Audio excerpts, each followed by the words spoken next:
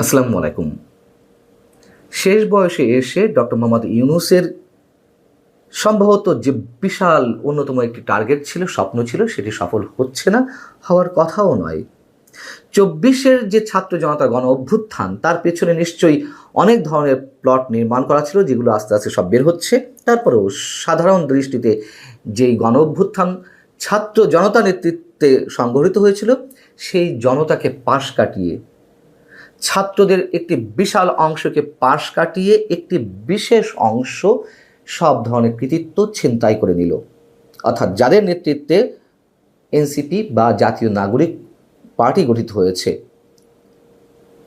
এবং সেই কৃতিত্ব পরে আবার ডক্টর মোহাম্মদ ইউনূস বা ডক্টর মোহাম্মদ ইউনূসের অনুসারীরা ছিনতাই করার চেষ্টা করছেন, এবং যার কারণে ৮ আগস্ট নতুন বাংলাদেশ দিবস ঘোষণা করা হয়েছে, তাই না? মানে তার নেতৃত্বে সরকার গঠনের দিনটিকে আমি প্রথম থেকে বলছিলাম যে নতুন বাংলাদেশ দিবস কোন যুক্তিতে, কোন হিসেবে ঘোষিত হয় সরকারিভাবে, এবং এখন এই ঘোষণা নিয়ে রীতিমতো যুদ্ধ শুরু হয়ে গেছে ডক্টর মোহাম্মদ ইউনূসের সাথে, সেই কৃতিত্ব ছিনতাই করা ছাত্রদের সঙ্গে, এবং তাদের সাথে রয়েছে জামাতে ইসলামী। 3টি দিবস ঘোষণা করা হয়েছে এই জুলাই আন্দোলনকে কেন্দ্র করে। 17ই জুলাই শহীদ আবু সাঈদ দিবস, 5 আগস্ট জুলাই গণ অভ্যুত্থান দিবস, 8 আগস্ট নতুন বাংলাদেশ দিবস। জামায়াতের আমির ডক্টর শফিকুর রহমান তিনি তার ফেসবুকে একটি পোস্ট দিয়েছেন, যেখানে তিনি সরাসরি বলছেন 8 নয় 5 আগস্টকেই নতুন বাংলাদেশ দিবস ঘোষণা করা উচিত। এর আগে সেই জাতীয় নাগরিক পার্টি বা এনসিপি তারা প্রত্যাখ্যান করেছে সরকারের এই সিদ্ধান্তকে, 8 আগস্ট জাতীয় সরকারি দিবস হিসেবে ঘোষণা করার বিষয়টিকে। এবং দলের শীর্ষ নেতাদের একজন হাসনাত আবদুল্লাহ, তিনি যা বলেছেন আপনারা নিশ্চয়ই এর মধ্যে শুনেছেন। তিনি বলেছেন নতুন বাংলাদেশে জন্ম হয়েছে 5 আগস্ট, 8 আগস্ট না, 5 আগস্টের সাধারণ ছাত্র জনতার এই অর্জনকে সরকারের কুক্ষিগত করার চেষ্টা মেনে নেওয়া হবে না। খুবই সিগনিফিকেন্ট এই কথাটি, সরকারের কুক্ষিগত করার চেষ্টা মেনে নেওয়া হবে না, আমাদের এটি মনে রাখা দরকার। যাই হোক, সার্জিস আলম আরেক নেতা বলছেন 8 আগস্ট দ্বিতীয় স্বাধীনতা শুরু হয়নি, দ্বিতীয় স্বাধীনতার নষ্টের বা ছাড় দেওয়ার এবং বিপ্লব বেহাতের কর্মযজ্ঞ শুরু হয়েছে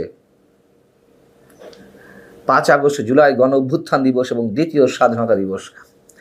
সবচেয়ে বড় কথা হচ্ছে নতুন বাংলাদেশ বলে কিছু নেই, স্রেফ একটি সরকারের পতন হয়েছে, এবং মানুষ সম্ভবত এটিই চেয়েছিল, এর বাইরে আর কিছু নয়। এবং শুরু থেকে আমরা দেখছি যে মুক্তিযুদ্ধকে ছোট করে সেখানে 24কে রিপ্লেস করার একটা অপচেষ্টা, এবং ডক্টর মোহাম্মদ ইউনূস নিজেই রিসেট বাটনের কথা উল্লেখ করেছেন। সেই রিসেট বাটন নিয়ে অনেক ধরনের সমালোচনা হলো, মানুষের সন্দেহ সংশয়, নানান ধরনের দ্বন্দ্ব সংঘাতের সৃষ্টি হলো মানুষের মাঝে। যদিও প্রধান উপদেষ্টা প্রেস উইং থেকে সেই রিসেট বাটন শব্দ দুটির ব্যাখ্যা দেওয়ার চেষ্টা করা হয়েছে, যদিও তা কেউ মেনে নেয়নি।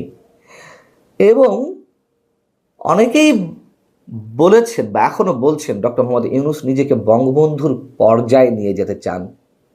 যদি সত্যিই তা হয়ে থাকে, স্রেফ ছেলে মানুষই এই কারণে যে আমরাও ছোটবেলায় ভাবতাম যে বড় হয়ে আইনস্টাইন হব, বড় হয়ে আলেকজান্ডার হব, এর চেয়ে আর বেশি কিছু বললাম না। যা হোক, এবং এর বেশ কিছু লক্ষণও অনেকের কাছে স্পষ্ট হতে লাগলো। বঙ্গবন্ধুকে ফ্যাসিবাদের জনক বানানো হলো, আর সারা বিশ্বে ডক্টর মোহাম্মদ ইউনূসের গ্রহণযোগ্যতা বা তার প্রভাব যে কতটা বিশাল সেটি প্রমাণের চেষ্টা করা হতে লাগলো। ডক্টর ইউনূসকে হিরো বানানোর চেষ্টা করা হতে লাগলো। আওয়ামী লীগের দায় বিভিন্ন জায়গায় অবশ্যই আছে, কিন্তু পুরো মুক্তিযুদ্ধের ইতিহাস মোড় ঘুরিয়ে দেওয়ার জন্য 17 বছরে আওয়ামী লীগের বিভিন্ন পর্যায়ের নেতাদের, মন্ত্রীদের, এমপিদের যে বিচার কার্যক্রম সেটি শুরু হলো যুদ্ধাপরাধ ট্রাইব্যুনালে। যে যুদ্ধাপরাধ ট্রাইব্যুনালে 71-এর মানবতা বিরোধী অপরাধের বিচার চলছিল, এখন সেখানে আওয়ামী লীগ আসামি। মনে হচ্ছে আওয়ামী লীগ যুদ্ধাপরাধ করেছে, আর জামাত হয়ে উঠেছে ক্ষমতার ভর কেন্দ্র। এবং অনেকে তো একথা বলা বলি শুরু করেছেন যে এদেশে খুব শিগগিরই মুক্তিযোদ্ধাদের ফাঁসি দেওয়া হবে মুক্তিযুদ্ধ করার জন্য। 24শে আন্দোলনকে নতুন মুক্তিযুদ্ধ হিসেবে দেখানোর একটা চেষ্টা, তো এখনো বলছে চেষ্টা কি, যে দ্বিতীয় স্বাধীনতা, এটা দ্বিতীয় মুক্তিযুদ্ধ ইত্যাদি ইত্যাদি। আর সেখানে নতুন বাংলাদেশের জনক বানানোর চেষ্টা ডক্টর মোহাম্মদ ইউনূসকে, সেটা যেমন এই এনসিপি বা জাতীয় নাগরিক পার্টির কোনো কোনো নেতার একটা চেষ্টা আমরা দেখেছি, হয়তো পরে তারা চুপসে গেছে। আবার ডক্টর মোহাম্মদ ইউনূসের নিজস্ব কিছু অনুসারী আছেন, তারা এটি ঢাকঢোল পিটিয়ে বেশ সেই প্রমাণের চেষ্টায় এখনও তারা বিরাজ করছেন। নতুন বাংলাদেশ কোত্থেকে এলো, কিভাবে এলো, কিসের নতুন বাংলাদেশ? এর আগে আমি বলেছি ধরে ধরে দেশের রাজনৈতিক, সামাজিক, অর্থনৈতিক অবস্থা কোথায় গিয়ে পৌঁছেছে, নতুন করে আর সেই বিষয়ে কিছু বলতে চাই না। এখন বিষয় হচ্ছে যে সরকারের উপদেষ্টা পরিষদে বা মন্ত্রী পরিষদেই তো সিদ্ধান্ত হয়েছে 8 আগস্টকে নতুন বাংলাদেশ দিবস ঘোষণার।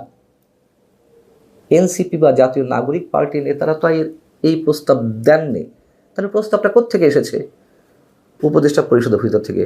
তাহলে নিশ্চয়ই সরকারের মধ্যে ডক্টর মোহাম্মদ ইউনূসের কট্টর অনুসারীরা খুব ভালো একটা খেলা খেলছেন।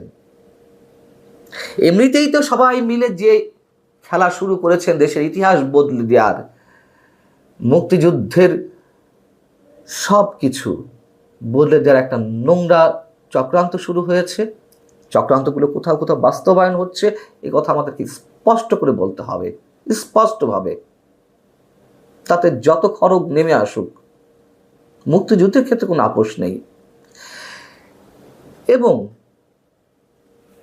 যারা সরকারের মধ্য থেকে ডক্টর মোহাম্মদ ইউনূসকে দ্বিতীয় বাংলাদেশের জনক হিসেবে দেখতে চান, সম্ভবত তারাই এই দিনটিকে, অর্থাৎ 2024-এ 8 আগস্ট যে ডক্টর মোহাম্মদ ইউনূসের নেতৃত্বে সরকার গঠিত হলো, সেই দিনটিকেই নতুন বাংলাদেশ দিবস হিসেবে ঘোষণা করার চেষ্টা সফল করার এখন পর্যন্ত ওই অবস্থা আছে যে এখন পর্যন্ত তারা সফল, যেহেতু ঘোষিত হয়েছে।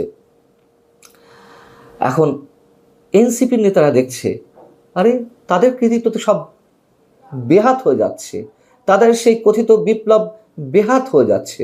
অতএব আর নয়, কোনো অবস্থাতেই সরকার গঠনের দিনটিকে নতুন বাংলাদেশ দিবস হিসেবে ঘোষণা করতে দেওয়া হবে না।